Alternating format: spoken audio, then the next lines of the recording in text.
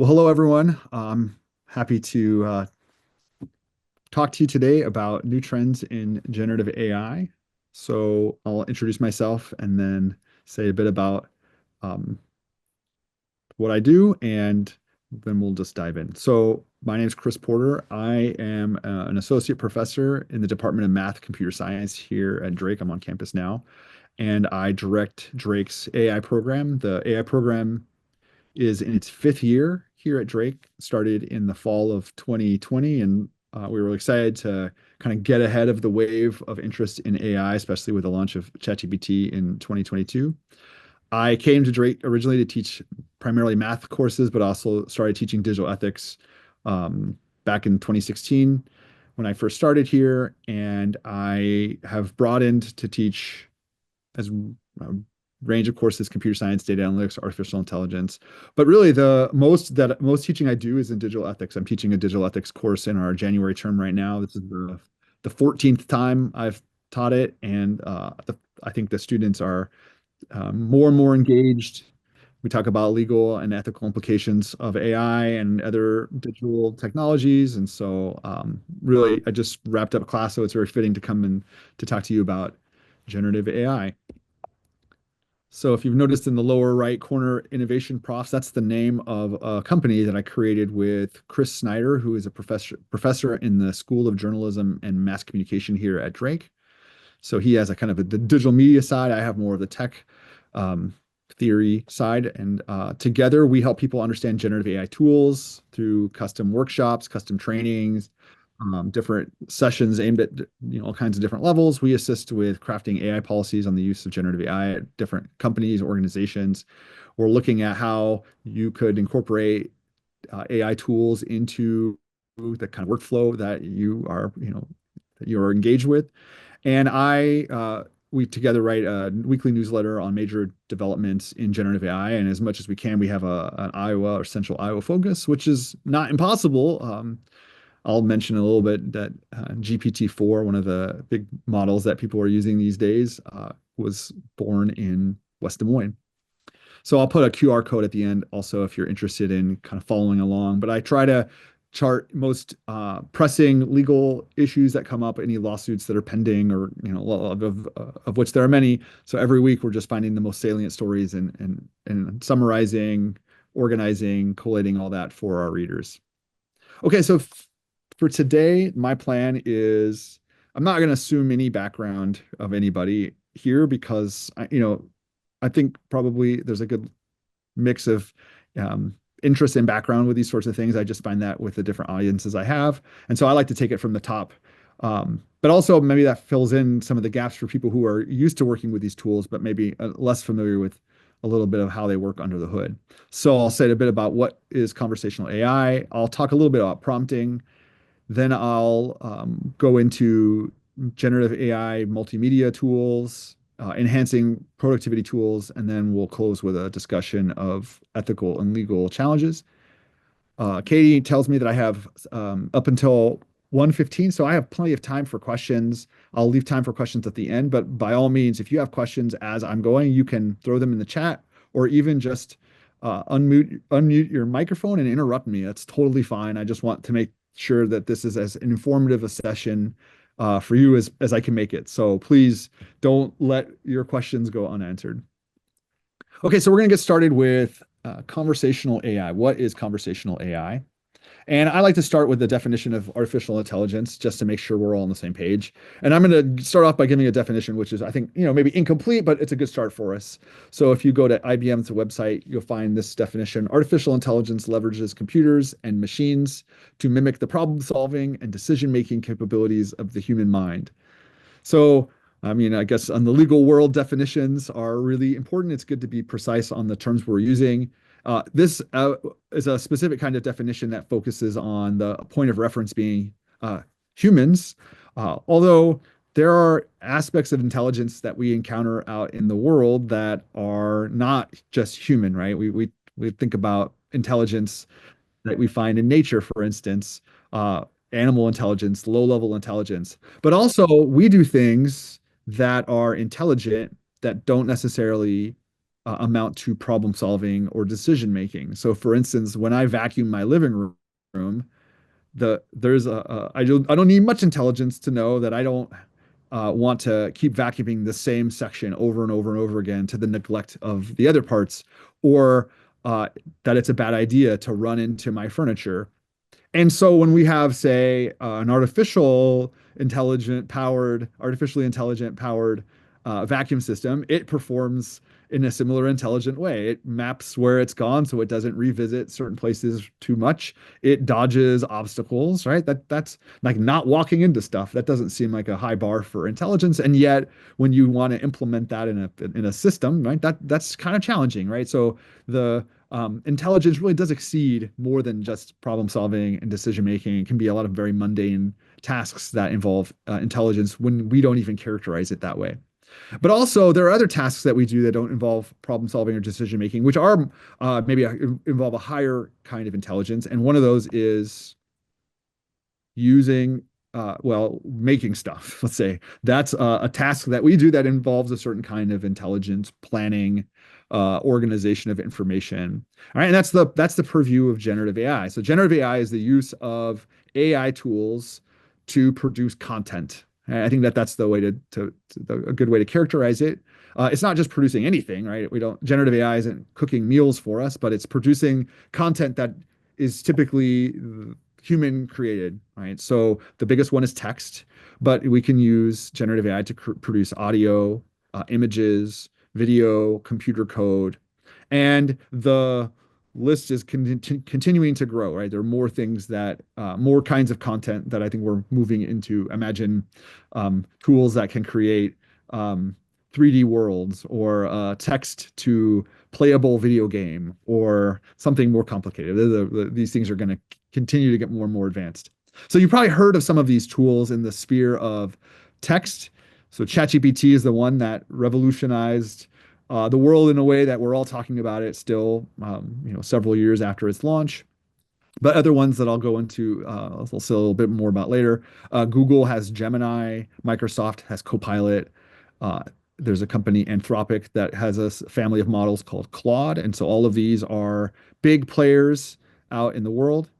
Then there's also text to image tools. These ones I think people are much less familiar with. DALL-E 3 is a tool that's made by the same company, OpenAI, that has produced ChatGPT. Midjourney, Stable Diffusion, these ones are a bit older and in fact have predate the launch of text-based generative AI tools. So they go back into the early, 2022 and even a bit before that. And generative AI, I get this question sometimes, is generative AI all of AI? And no, it's just a subcategory of it. There are other areas of AI where you use AI to make predictions or to classify individuals in a given population or to find natural clusters out in the world or to reinforce certain behavior. Now, all of these aspects spill over into generative AI, but generative AI's focus is automating the creation of content. Okay, so the biggest part of the conversational world is the advent of large language models. So this isn't a relatively this is a relatively new term. We only started talking about large language models in the less than 10 years. And the reason is that they were developed. A paper came out in 2017 by some Google researchers called Attention is All You Need. And in that, they defined something called a transformer. And that is a way of doing machine learning, of teaching an AI system to perform a task by giving it lots and lots of examples. But here, the examples are examples of text. And so you give lots and lots of examples of text. And from that, certain information is extracted and a training process ensues in which this AI system learns to process, to receive as input text and give as output text in a way that's very, very believable, that's very human-like. Okay, so I use LLM. That's the acronym for large language models, and so I'll use that here throughout. And so we weren't building large language models prior to 2017. Like we really needed this breakthrough of a transformer to get us kind of over the hump. Prior to that, we another development we needed was lots of textual data to train our models. And although ideas of natural language processing go very, very long into the past, I mean, as early as the 1940s and 1950s, people were interested in using AI systems to process language. But we didn't have, as one of the pieces needed, the data to train these systems. And so that's really something we've seen only with the advent of the internet and massive amounts of, digitized books and data that we produce and conversations that we're having, posting on the web and Wikipedia and just, millions and millions, billions of pages. A huge portion of the training data for these models comes from the internet. And then the third piece, you've got the data, you've got this transformer uh, kind of architecture back in 2017. In 2012, some folks figured out that you can use graphics processing units, GPUs, to build or run machine learning models that, people had ideas about doing machine learning for a long, long time, but we didn't have a way of physically implementing it. And so this wave of AI that we've been hearing about for the last 10 years plus really was sparked by this development in 2012 that was a big jump, a big piece of the puzzle here. So now we have these, what I think of like digital brains. And so I used AI to generate this image. There's a set of associations among the words that we have that are reflected in the data that we give these things. Okay, so let me see if I can I'll say this. There isn't just like one of these out there. They come in all shapes and sizes, and they're getting bigger and they're getting more powerful. But also, there's a shift to finding models that are more lightweight. Can I run a really powerful language model on my own computer? Or can I run a lightweight one on my phone and have the process of language happening here rather than on the cloud? And so there's going to be, I think, interest in even small language models, which are more efficient, more lightweight, but maybe perform pretty well for the tasks that we have. Um, but also, like, if we can make something bigger, well, let's not. Why not make it bigger? And we were seeing that take place as well. Okay, so let me before I give you a rough um, kind of explanation of how these things work, let me explain a little bit of how things can go wrong. So the key with these, and we don't really didn't see this until say 2022, the end of 2022, is that they sound like they know what they're talking about. These tools can stay on topic. They respond to inputs with appropriate outputs in the right tone and the right vocabulary, with the right voice, that sort of thing. But that wasn't always the case. So here's an example from a language model that was not released to the public that had been around. I think this is a 2019 example. So this is from a model called GPT-2. I'll explain the GPT models in just a minute here. GPT-2 is a very small model now by our own standards, but this was one of the steps that led to the models that are part of ChatGPT. A user, or, in training, they gave an example of a prompt about North Korea, an input asking a question about North Korea, and GPT-2 gave the output. Life is a place full of surprises. Melt a glorious Easter cake in French, but not that green. Well, a green cake, but for a Tuesday, of course, all Easter party year, and here is the reason for baka. Okay, so this is not ready for prime time. This is nonsense. It's grammatical, but it's off. It has nothing to do with North Korea. Uh, yeah, it's funny to read, but if this is what ChatGPT delivered, we would not be talking about ChatGPT. Okay, we got much better now, and we'll hit some examples that.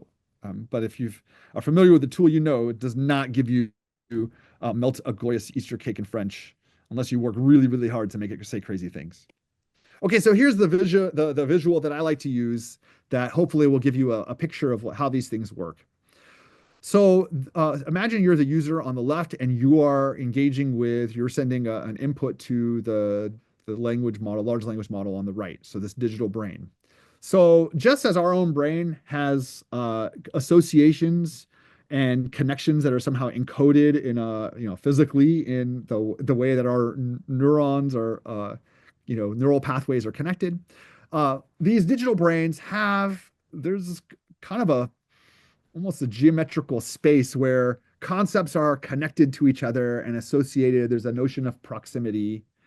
And that's more detail than I want to say, but let me show you what how you can go from something like one, you know, a set of associations to some outputs. So here's my input. Complete this sentence. A duck walks into a, and okay, this is a joke in the chat. And you'll, I don't know, you know, my audience can answer this, complete this well, depending on the generation. Like, does anyone, how would you complete this? Somebody, what do you think? A duck walks into a, what's the joke? Yeah, Bree's got it, right? It could be a law joke. I don't, okay. By the way, my college students do not know the answer to this. A duck walks into it, they have no clue. Like, apparently, we stopped telling this joke to that generation. So I have to use something like the powerhouse of the cell is the, and then they all say mitochondria, like in unison, and they all laugh about it because somehow that's a joke to, I don't know, this is Gen Z. They all think it's funny that every kid knows that the powerhouse of the cell is mitochondria. So that's their completion. Okay, so what does a model like one of the GPT models do? What is these large language models? What do? They do something like this. Take as input, a duck walks into a, and then looks at, okay, based on those initial 5 words, what's the frequency of words that we've seen in our training data that kind of follow from that? And I just made this list and these percentages up, but okay, imagine that every time in the training data, the phrase a duck walks into a shows up, the word bar follows it 95, 93, whatever, some high percentage of the time. But maybe out on the web, someone wrote, oh, yeah, a duck walks into a pond, or a duck walks into a bucket, or a duck walks into a typhoon, or a duck walks into a, and it's some sort of thing into which something can go, right? You don't see like a duck walks into a blue like that you we don't see that sentence out there. It's not reflected in how we talk about ducks walking, and so that's not a viable completion for this. And so what a model like this does is based on this list of frequencies, it tends to, but most often will pick the most likely completion that it's seen and then output that. And every single word that ChatGPT, for instance, will output when you're working with one of these tools, or Gemini, all of these, every single word is output on the basis of a process like this. I give it an input, and then based on that input, what's the first word that's most likely to follow in an output? And it will give me that. And then my input and that first word get fed into the system. And now what's the most likely second word to come out? And then it gives me that. And then I feed in my input and the first 2 words. What's the most likely third word? And so on. And it's outputting sentences. If I have a follow-up question, then my first question, its response, and then each word subsequently from its second response gets fed in to output all the words for the second response, and so on. So if I'm having a conversation with one of these tools and I refer back to something I said 3 paragraphs or 5 minutes ago, it still has that, and part of that gets fed in as part of the input as it's producing the most up-to-date output in the conversation. And so that's like, in a sense, how it has a little can kind of have has a memory of what I'm, you know, what we've been talking about. It's just brute force. It's not it's not subtle. It's really just you keep inputting the same words in over and over and over, but getting longer and longer and longer. And the calculations of what word to choose next reflect that. So that's why as your conversation goes on, you might get this thing to start working well or start outputting, you know, giving you good responses because it's using the context of everything that was said before to inform the word choices. The probabilities that it's choosing of the words it's choosing from are conditional on everything that's gone before. So if your conversation goes along for a while and you've given it lots and lots of context and relevance, it's going to narrow the pool of words that it chooses from and give you better performance. Okay, so that's something that's really striking is left to itself, it's just going to kind of be guessing words, and who knows, it can be saying crazy things. But as you kind of narrow it down, then you can improve that performance. And check this out, that doesn't change the brain, right? In the midst of that conversation, that informs the output. But if you then close your browser, open up a new window and try again, all that's lost. You have to you have to input the entire conversation from before to get it to keep going. You're not actually changing these models in real time as you're having a conversation with them. If there's any learning, it's local to a conversation within that conversation, but that doesn't change or teach this thing globally. Okay, so that hopefully gives you, if you haven't seen that or heard that, kind of a flavor of how these things work. So here are some of the tools that you may be familiar with. So ChatGPT is the big one, and they have the largest market share. I mean, very, very big player in this field. And the GPT is also the name of models that they have released, right? So GPT stands for Generative Pre-trained Transformer. So there's that T, that transformer. And so GPT-1 and 2 came out, GPT-3, all of those were not good enough to be released to the public. A version GPT 3.5 was what was released in November of 2022. And then there have been improvements, newer models coming out, and I'll say a bit about all the different OpenAI models in a minute. But that's by far, sorry, the largest market share. Uh, Microsoft owns 49% of OpenAI, and they have a partnership with OpenAI so that when new GPT models are trained, they're being trained in Microsoft data centers like the ones we have in West Des Moines. And so in July of 2022, GPT-4, which is still being used, a very powerful model, was trained in West Des Moines to the tune of, well, I think it was 11 million gallons of water were used to cool the servers in the West Des Moines data centers. That's according to the West Des Moines Waterworks, 6% of the water usage in July of 2022. So people are definitely interested in tracking the environmental impact of these, especially with respect to both the training of them, but then when I'm writing my prompts and getting outputs, a lot of calculations are involved. And so that's also pretty computationally expensive. It can be. Google has a family of models called Gemini, and the latest Gemini models are extremely powerful.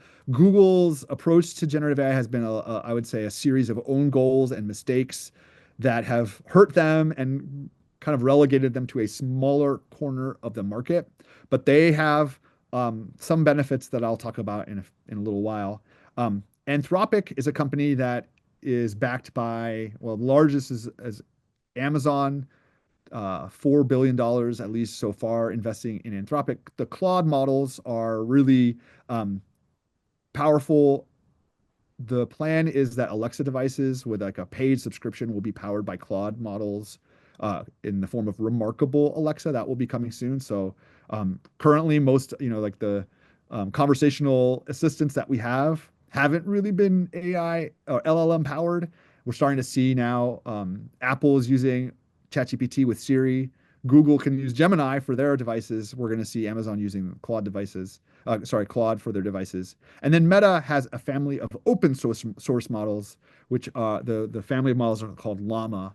And these are used, you can download the model and then modify them and build new models on top of them. And so there's, in that open source world, a lot of that's an approach that companies are taking of building their own models on top of the Llama family of models. And then Meta is getting, in a sense, like free R&D to have people developing and advancing their own tools. Okay, so since November of 2022, these are some of, there's actually a second slide here, the GPT models released. So GPT 3.5 came out in November of 2022, and then early in spring of 23, GPT-4, the West Des Moines trained model. And then soon thereafter, an update to GPT 3.5 and 4 came up that included a little more information. Like these weren't connected to the web at the time. And so they couldn't speak to, answer questions about what happened last week. Then more recently, we've seen a new kind of upgraded model, GPT-4 Omni, and then a miniature version, GPT-4 Omni Mini. Okay, terrible name. Now you can't even use GPT 3.5 for free. It's GPT-4 Omni Mini, which is the latest model that is you can access with a free account. And then in the last, well, probably 6 months now, there's been new models, which are reasoning models. Okay, so in around late August of 24, we had O1 preview and O1 mini. And then during the 12 days of OpenAI, there were literally 12 days of announcements that OpenAI came out just in this last Christmas season. O1 was released, and these are pretty limited. They are limited and you can't have lots of access to them. So with an unpaid account, I think I can only prompt O1 maybe 50 times a week. There is a new level of pricing, which is ChatGPT Pro. For $200 a month, I have unlimited access to O1. Apparently, OpenAI is losing money on that access because people are using it so much. It's computationally expensive to use this pretty sophisticated reasoning model. And on the last day of their days of Christmas, they announced the next family of reasoning models, O3. O2, the name was taken by a telecommunications company, so they jumped to O3. Within the next 2 weeks, we'll see a miniature version of this. The Model O3, this is unfathomable to me. One prompt uses so much compute, so much computational power. It's in excess of $1,000 of computational power to respond to a prompt here. So this is the kind of thing where you're trying to get PhD level responses to a very, very sophisticated and maybe seemingly intractable problem. That's what is been announced. I have no idea how this is going to be made available and used. I will never spend $1,000 on anything here.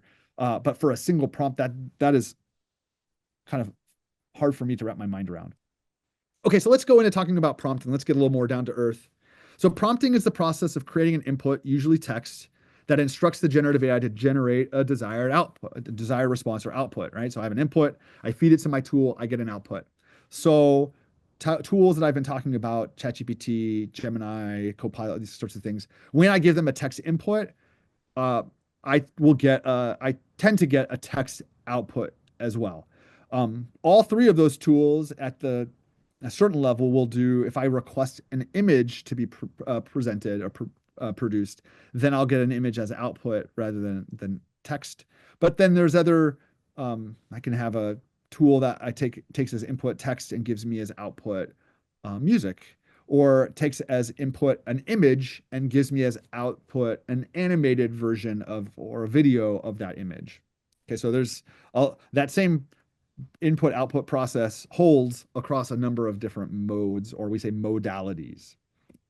Okay, so let's get into the details here. So prompts, I don't know if, there was a thought that prompt engineering is going to become like a standalone job.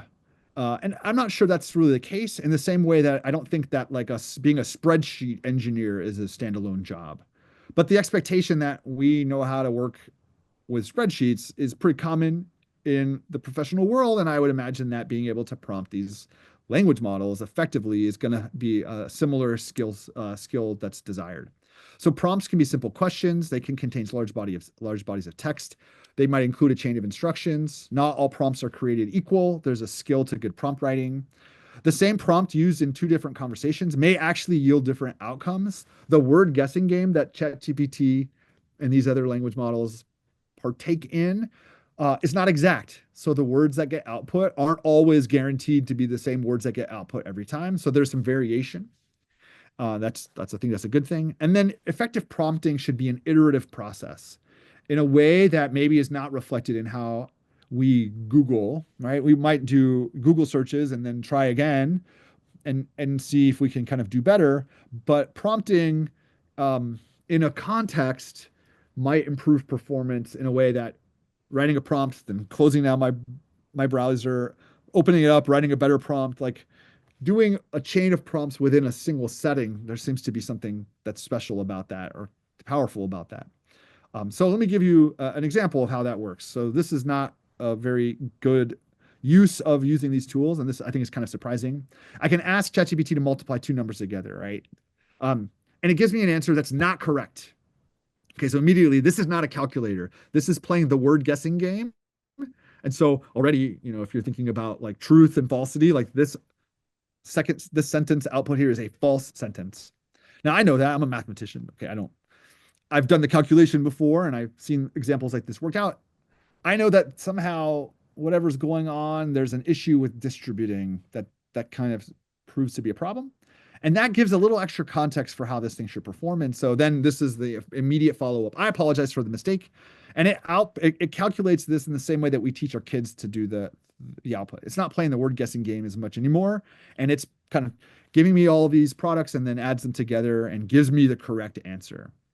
Okay, so that's really surprising to me when I first saw this, that the way that I prompt this thing can affect how it spits out its how it spits out its answers. here is I would say, equally shocking headline. Telling an AI model to, quote, take a deep breath causes math scores to soar in a study. So guess what doesn't have lungs and doesn't breathe, doesn't need to, quote, take a deep breath. But that's a verbal cue for exercising caution or being a little more deliberate in word choice. That might narrow the choice of outputs in a way that improves performance.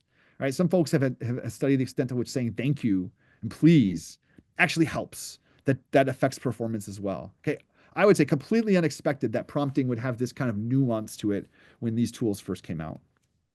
Okay, so there's now terms of art for different kinds of prompting, and this is just the beginning. I'm just giving you the baby step of this. You can go and find tutorials online that give you very sophisticated chain of reasoning, chain of tree of thought, branching possibilities, really sophisticated prompts, but these are kind of ones that you can learn and use pretty much right away. So one is just called instruction prompting. You just give the thing instructions. Kind of goes without saying, right? You just provide some instructions for the AI to complete. I like this example because I think it embodies a good good practice here, good methodology. I'll show you. I'll explain. So this is the prompt. Read the following sales email, remove any personally identifiable information, replace it with the appropriate placeholder. And we give an example. For instance, if you see John Doe, replace it with square brackets, all caps, name. And then we give it this sales email. Okay, so now as this is all narrowing the context of what ChatGPT will give me as output, and immediately it should output with, well, at least it's so constrained by this that it's just going to be sticking to what I gave it, but it follows the example that I gave it. So, hi, name. Okay, so we said it was John and it got the name. But then notice here, which is interesting, it finds other categories of personally identifiable information and it replaces those with the appropriate placeholder, but without using any examples that we gave it. We didn't tell it that the sales email was about car dealerships, but there was enough context for it to find that and then replace cheap deals with the dealership name. And then this second name, there's enough of a context as a cue that there's a sender of this email, of this letter, and then phone number, email address. Those ones aren't so surprising. But having a set of instructions where you want to even do, find and replace within a certain document, like that's reasonable to do in a certain settings. But if the finding and replacing is more nuanced, if you give it those nuanced instructions, then you can get pretty good performance because the input that you're giving it, say a document that you have, so constrains how it outputs words that you're likely going to get a very reliable output there. Notice that, there might be concerns of accuracy here. And so already, I would say, there's a premium on double checking this thing's work. But in a situation like this, it's so hard for it to get wrong what you're after that I think these are a pretty reliable kind of use case. Another example is summarizing text. And here's a paragraph from maybe a Wikipedia article on snowfall in the state of Florida, how rare that is. I guess it happened again this week. And we ask it to summarize in a single sentence. This is something that also, because the input so constrains the words it's choosing for an output, I think that's a fairly safe task to have this do. What I find really effective is changing the tone, right? If you have some legalese that you want to paraphrase in a way that's more understandable to a client, so that doesn't require them to know terms of art, feeding that to a model and saying, could you paraphrase this so my client can understand the main argument that I'm making or something like that. Summarizing for an audience at a different, level of background or expertise. That is an amazing a use case here. As an educator, I find that taking assignments and changing the modality. Oh, I have a senior level class. I have this assignment. What would that look like at the freshman level? Well, I can sit and twiddle my thumbs and try to do this. But if I ask ChatGPT to give me some ideas on it, it does a pretty good job of figuring out how to modulate that. And I don't feel like I'm being replaced. I feel like that's just taking a challenging task and really giving me a boost in doing that. So these are the kind of examples I feel like if you can think about finding those cases where either you weren't doing this before because it was just too hard to do that kind of translation, or if you were doing it, it was very painful for you to do a summary and then have to kind of check it after you've done all the work. This is I think a great use of the tool. Okay, next is role prompting. Here you assign a role to the AI out kind of in the outset, and then that also sets the context. When you assign a role to, say, ChatGPT, one of these, these models, that is bringing along with it implicitly a certain vocabulary, maybe a certain set of values or standards that might be hard to explicitly articulate.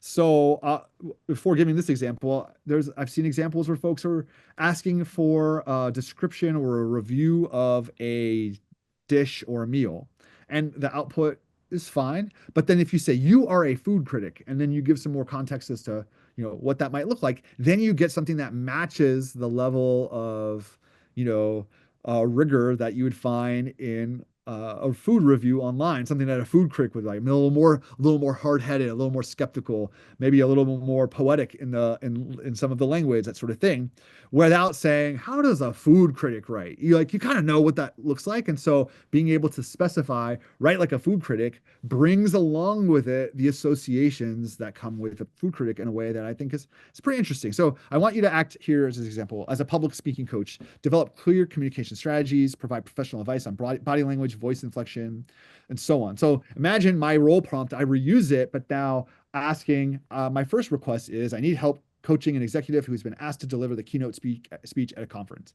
right? So maybe I have my role prompt that I save in a prompt library and then pull it out and then change the request that's specific to the role that I want. And so then I think, you can get tons of, I think I got 15 points. It was like overkill. This is a screenshot of the kind of initial output. Understand the audience, define clear objectives, craft a compelling story. When my job as an academic at Drake, we do recruiting of students, and being able to understand like how to meet students that are interested in a college, like how can I write in a way that's compelling to a student? Maybe I can get insight if I say, you're an admissions counselor. How would you write an email? All right, even just getting inspiration for how to write. Or maybe I have to do social media for my own department, but I'm not good at that. I don't know how to, okay, you are a social media uh, expert or a marketing expert for the Department of Math Computer Science at Drake University, which is a mid-sized institution in Central Iowa, blah, blah, blah, blah, blah. All right, now I'm getting help to do things that I just don't do well. I mean, maybe writing social media isn't but to really do that effectively, like I feel like I can bang my head against the table, but it's like in my role, I got these other tasks that I wasn't really trained to do. And this helps me to get some ideas and insight as to how I can do that. Like I think role prompting can really be useful there. Okay, last example, few shot prompting. So shots in machine learning terminology are examples, right? So few shot prompting is like few example prompting. If I want an AI to perform a task, I can give it an example for it to follow, and that might set a template, and then it will then stick to that template. So here's an example.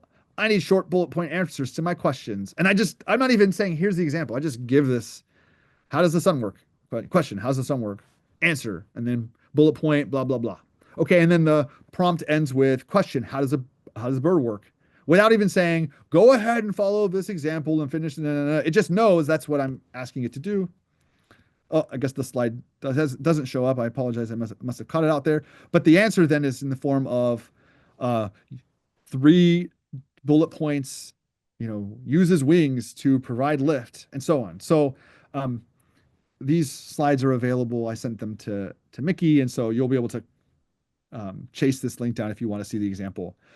Even the sales email from before, this was a one-shot example because I gave it a one-shot prompt because I gave it an example to follow, and then from that was enough. So imagine you have some sort of formatting of a document that you need to follow. Maybe you have some list and you need to then rewrite the list so that there's names and addresses and all formatted in a way that maybe you do that by hand. But if you say, I need to format all this information, here's what I want it to look like. Here are my 1 example or my 3 examples. If there are some edge cases, it's a good idea to give them those. Then boom, boom, boom, it will format the thing in the way that you want because you've so constrained the word guessing game that you can get a really strong performance. Okay. What else do these things do? Analyzing text, data, and other information, provide summaries, insights, recommendations, help with research, brainstorming, proofreading, language translation, creating novel ideas, stories, poems, solutions to open-ended problems, following directions, completing tasks as instructed. I would say rule of thumb is it's really important to make sure you're doing the work that you have expertise for, that really requires your training and background. Asking these things to output sentences that may or may not be true or false, well, then you better make sure that you're checking its work, because the language guessing game doesn't ever guarantee truth or falsity. A lot of the patterns of our language implicit within them are true statements, but there's no guarantee that this thing is going to check to see, is this true or false? You have to do that. So a lot of the cases of like, is this a good summary? That's not truth or falsity. There's a different standard there. And I think that that's something that I think is a great case. Or having it do formatting for you. You don't ask, is this formatting true or false? You're like, did it do the job that I wanted? Those are really great, kind of more stable uses to, especially in your line of work.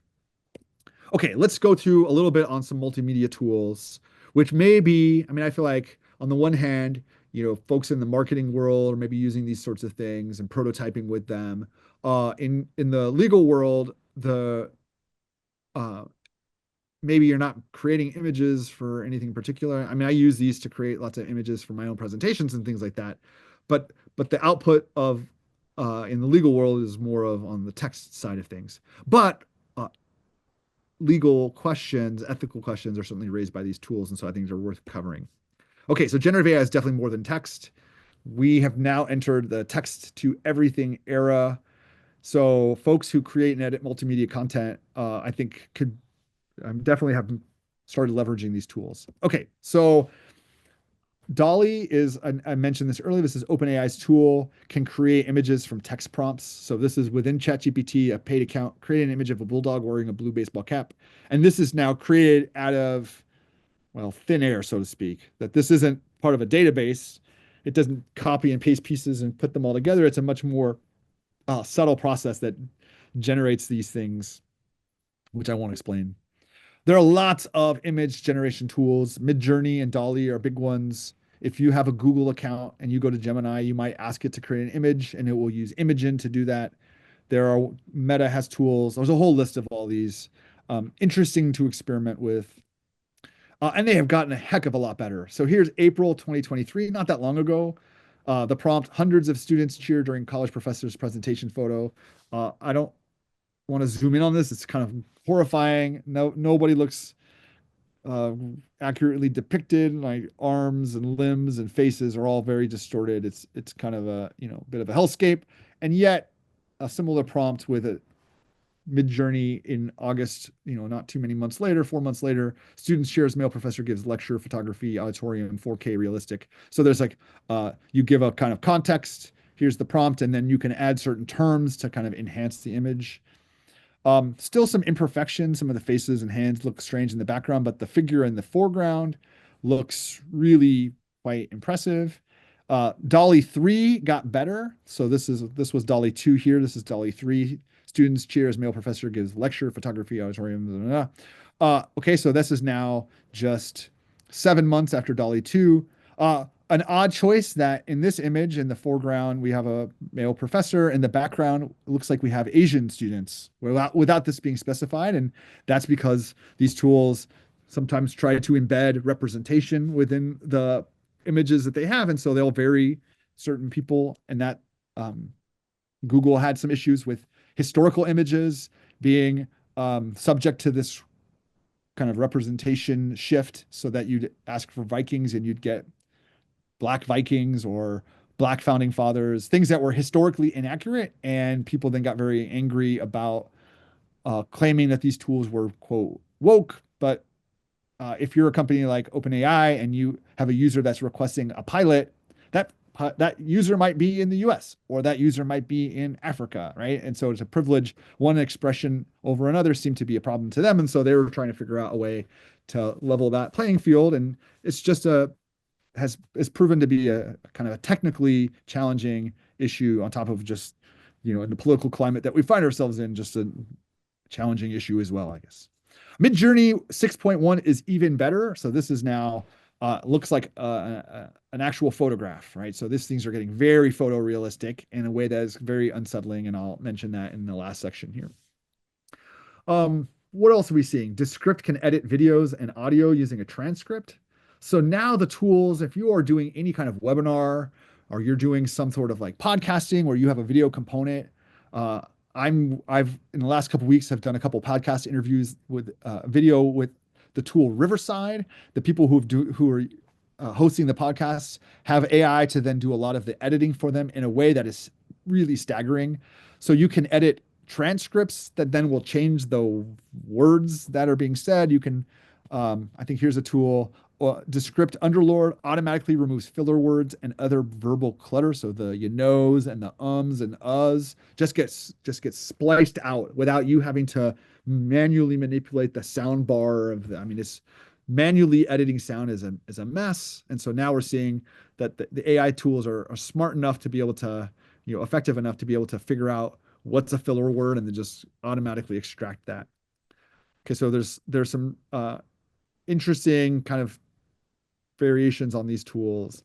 Um, Enhancing speech to clean up low quality audio. This is another thing that um, I don't know how applicable it is in your setting, but if there are situations where you've got some audio and white noise in the background, or maybe other people talking or loud jackhammering, these tools can just find those frequencies and straight extract them, which gives a whole new level of challenge to doctoring files and doctoring audio and that sort of thing. So, if you're thinking in terms of evidence, like this seems to be um, maybe a unwelcome game changer.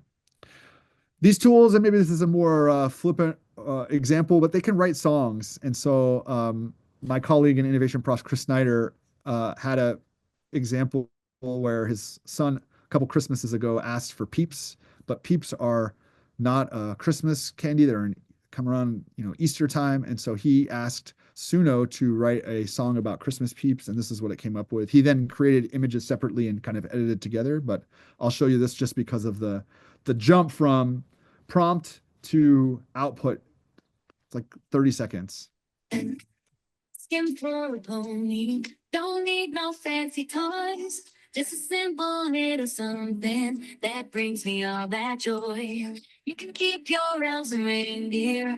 I don't need no treats. All I'm hoping for this year's a bag of marshmallow peeps. All I want for Christmas is peeps, peeps, peeps. Colorful and sugary, all the sweetness that I see. All I want for Christmas is peeps, peeps, peeps. And I want you bring me some peeps to gobble up and keep. Okay, so that was I've heard this now like 40 times. The song is like embedded in my head, but that's a fully AI generated song and then fully AI generated images associated to that. And then Chris had to use his technical expertise to kind of stitch it all together. But we're already getting to that next level of video, which is here. So OpenAI announced in 2024 a tool Sora, which in one of maybe the second day of their 12 days of Christmas, they released that. So now Sora is available to be used with a paid $20 a month ChatGPT account can make video content that looks like this. So I won't go through all the details here, but or I won't play this full thing, but just the first 30 seconds to give you you just write a text input and then it will give you something like that as an output.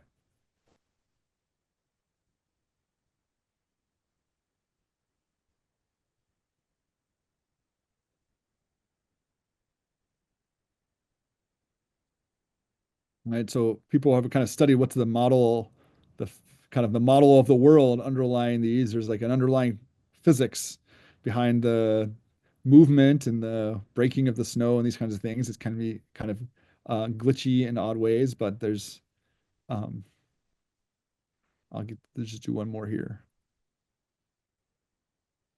Quite realistic. If you didn't know if that was AI generated, you might look a little more closer. Okay.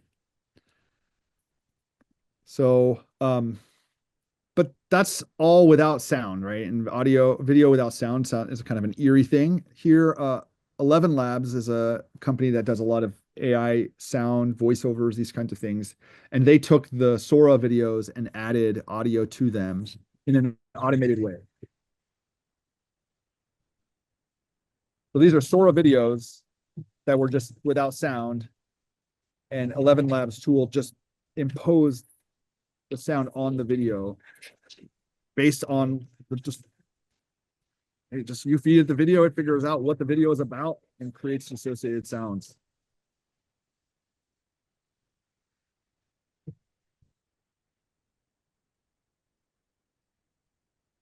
In a place beyond imagination, where the horizon kisses the heavens. Oh no, you can't hear one sound. man dares to journey where few have ventured. I'm sorry. Is that the case for everybody? Okay.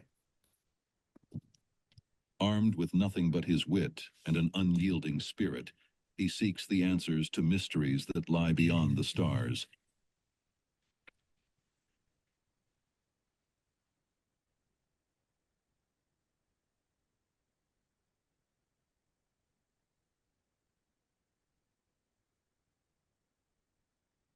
And so Sora is available. There are other tools out there. So here's one, you can give it puppies playing in the snow. You give it an initial image and then it will animate that for you. So this idea of kind of fake video content, I think really dates back to the mid 20 teens. But even then, we were just seeing the very beginnings of it. Deep fakes of Obama or of Biden or Trump, but they were very unconvincing. Now they are getting extremely impressive in their quality. I'm going to skip this. You can find this later, but this now some artists are thinking about, well, how can I use AI in the production of videos? And so there was a first kind of officially commissioned music video that uses AI to generate the video. And so what the director is doing is kind of curating the pieces and coming up with the themes and the ideas. And so it's definitely taking certain aspects of the creativity out of this process of generating this, but also there's still a modicum of creativity in terms of kind of what they want this thing to fleshing this thing out. Maybe that's pretty cheap version of creativity, but we can talk about that in the Q&A if you want. Oops. Okay. A couple more sections and then I'll leave it to open up the questions. So just briefly, I'm going to just move through this a little fast. Y'all are using productivity tools, either Microsoft or the Microsoft Office suite of tools or the Google suite of productivity tools. And I don't know if even now I have a with my Drake account, I have a paid access to the Microsoft 365, which gives me Copilot, and it puts Copilot in everything. So when you're using Google, if you see this little starburst, for instance, you'll see that that's also being, you can click on that and have generative AI do things for you. So as an educator, I feel like, okay, my students are using Google Docs and they have the little cursor that's blinking for where their text begins, and then this little pen with a starburst of when AI can kick in. And so the expectation is that AI is just lurking right over their shoulders anytime that can help out. It's unsettling for me. Some of the use cases that we talked about that are effective, right? Imagine drawing upon those in your own work. Similar, summarizing long emails is a thing that I think you still do. You might do some sort of autocomplete, auto response type of thing, but that I think is going to get further embedded into the work we do. I'm particularly excited about spreadsheet formatting. So to be able to go from a prompt to a spreadsheet is really remarkable. And so for instance, this is Google Sheets. It will do all the formatting, right? So create a table to track things that you do for an upcoming conference. Without any detail here, it goes through, it color codes, it gives drop-down menus. It has, gray, white, gray, white. I mean, it's really, you can say, oh, add a column to do such and such. This is a big shift I envision coming, is that manually formatting spreadsheets. I mean, why? I mean, you can have that expertise of cooking up your formulas and modifying everything, but to be able to have a conversation where you say, create a spreadsheet that does such and such. Okay, modify it in this way, add this here. All right, what's the average of these two columns? And being able to engage at that conversational level, I think changes the mode of how we would process information with a spreadsheet. I think that that's one of the big kind of shifts that we're going to see coming. We start to have more conversational. We're going to be computing conversationally, right? In a way that maybe that's just a different kind of interface that we're used to. So Copilot for work, email summarization, real-time transcription and summarization. So Copilot is in Teams. So if you show up to a meeting late, you can get a summary of what you've missed so far, or get meeting minutes, which I think the age of manually writing meeting minutes is going to come to a close. I think a lot of folks who have, or the ones who are forced with taking the meeting minutes, or breathe a sigh of relief that we can automate that forevermore. Um, Taking a document in a Word document and asking it to be unpacked into a PowerPoint document, that's a kind of a shift of modes that AI is really good at. And so that's the kind of thing that us also I think is a embedded within the suite of tools. Being able to move from one mode to another can be quite effective. There's specific meeting note tools out there as well. And I think that leads me to, okay, so just thinking about you're using those productivity tools, AI is moving into those. Um, I'll mention something that's not in these slides, is that there's going to be a shift towards agentic AI, where agents are kind of working behind the scenes on very specific tasks that you might find to be really repetitive. Like we have in my department teaching evaluations. I have to go out to all of my colleagues through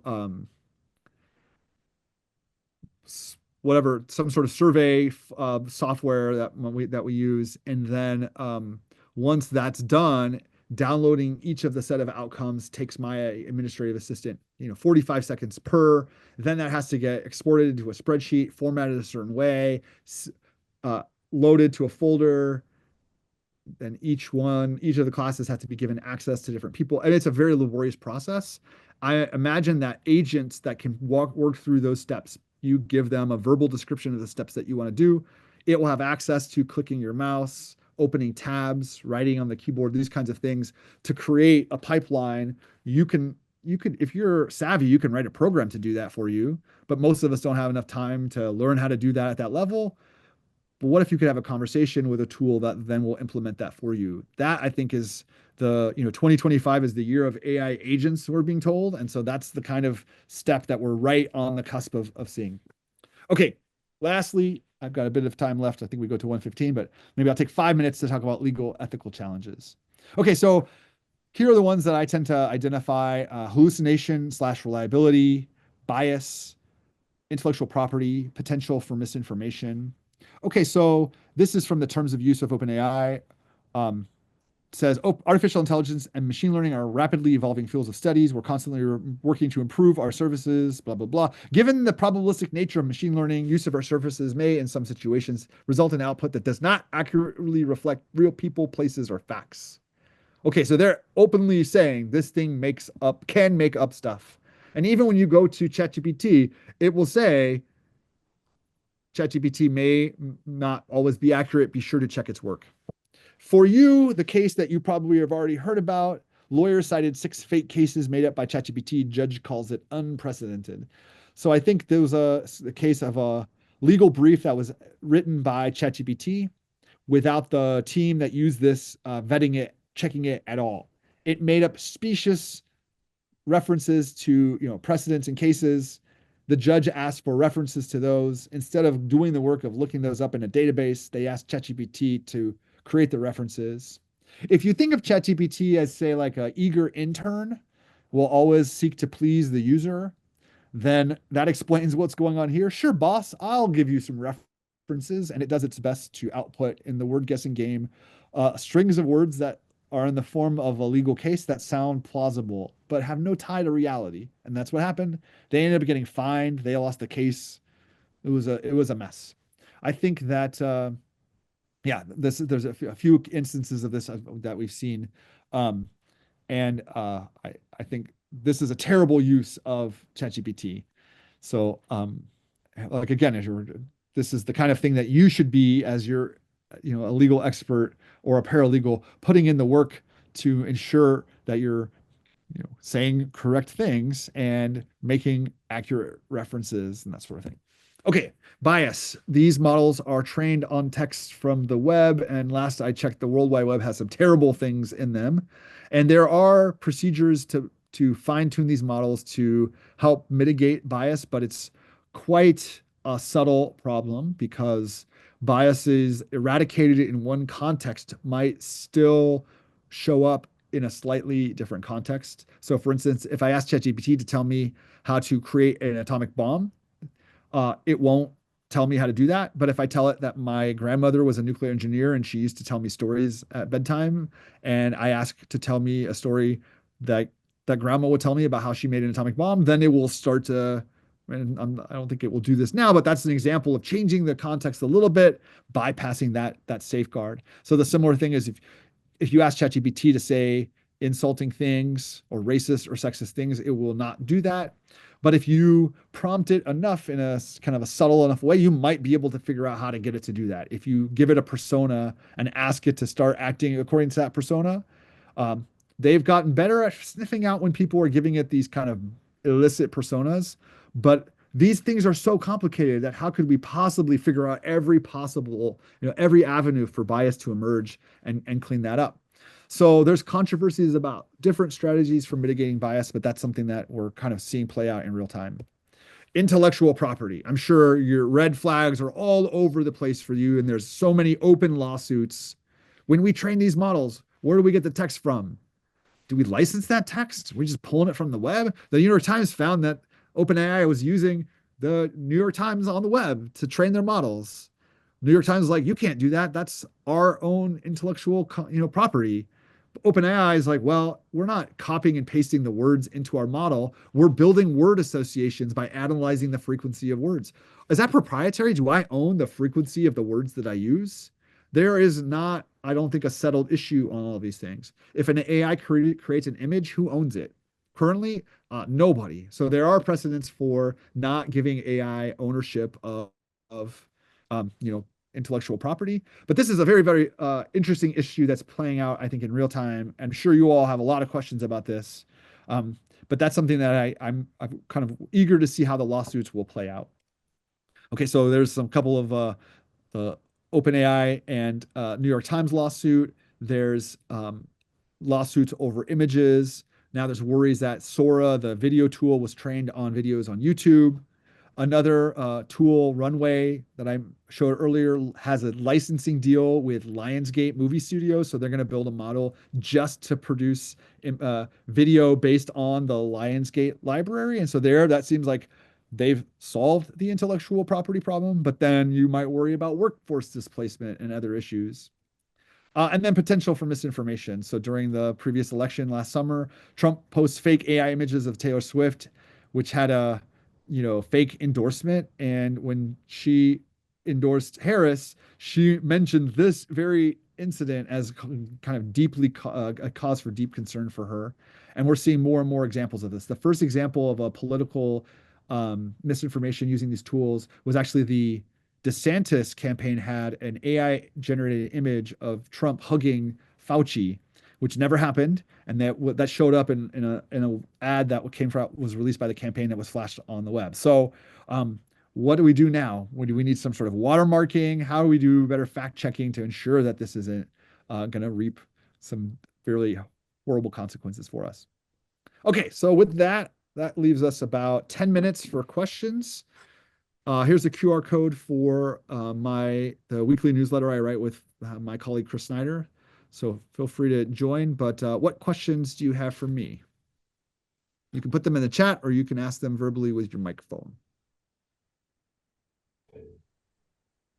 Christopher, I'm curious, what do you find? I know you passed by briefly, but our city is interested in utilizing AI tools for both minute taking and transcription for our board and commission meetings, all of which are recorded, videotaped, and put available on the web. I mean, we're happy to pay for a tool if it is better. Do you have a sense of what the right tools are for such a task? I don't know. So I would say right now I'm wary of AI snake oil, right? There's like companies coming out of the woodworks with their products. So if you could try something out before you pay, that's optimal, right? If there's a demo that you can do and see how it performs, by all means, I would do that. Does Teams, do you have access to Teams for could you have a Teams account open during one of these meetings and see what that looks like? I know that Zoom has built into it AI features. So Drake's Zoom account that they pay for started doing this, and so it can summarize meetings. Like if we had opened this up through my Drake account, I would have been able to do that. So I would say if you're already using one of the tools like Zoom or Teams, try it out and see what it looks like. I think Fathom is one that you could that I referenced earlier. I haven't tried that, and so again, you're gonna see I don't imagine that the tools are going to vary so radically, but then if you think about what's the best way to extract that data once I've created my transcript, does it email it to me? Does it put it into a document? With Microsoft, maybe it's already embedded into the Microsoft ecosystem, so I can get a document readily produced. So yeah, I would say try out something that if you can, or even if you're doing it not at the level of a large scale meeting, but even a smaller meeting that you're doing within your own division or something like that. Let's just try out Teams and see how it works. I would say give it a shot, experiment. If you're already paying for something that's sufficient, then you don't need to pay for anything else. Thanks. I hope that helps.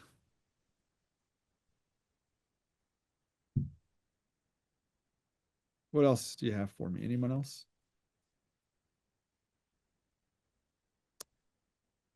I'm happy to, I'll just shift over to my thank you slide. I'm happy to stick around for a few more minutes. We can, oh yeah, okay. I'll take this one. So are communications with AI models considered confidential? So no. And that is, um, yeah, the first pass, the answer is no. So um, if I pay for, say, an enterprise account with ChatGPT, maybe at the paid level, I have the option of saying, do not use my conversations to train future models.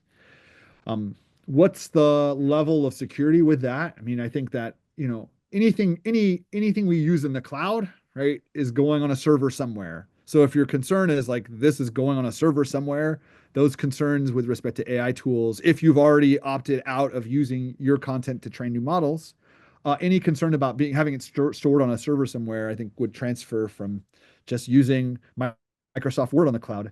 But right now, I mean, Google researchers are told don't enter code into ChatGPT because they might have access to that in a way that we don't want to give away any trade secrets. There are more secure approaches. I mean, I've seen um, folks put a firewall kind of around their organization so that the conversational AI is kind of taking place within that and it's all kind of housed locally. It depends on the size of your operation, and also depends on, how like what's the level of information that you're processing here. So if you're taking confidential data and inputting that into it, then I would say uh, what's the task that you need to use generative AI for here that if there uh, if it's so important to use generative AI, I mean, I would be stunned that you know that overrides any confidentiality concerns. So yeah, I would say using these things for more mundane tasks without having the kind of specifics that you might worry about is definitely recommended.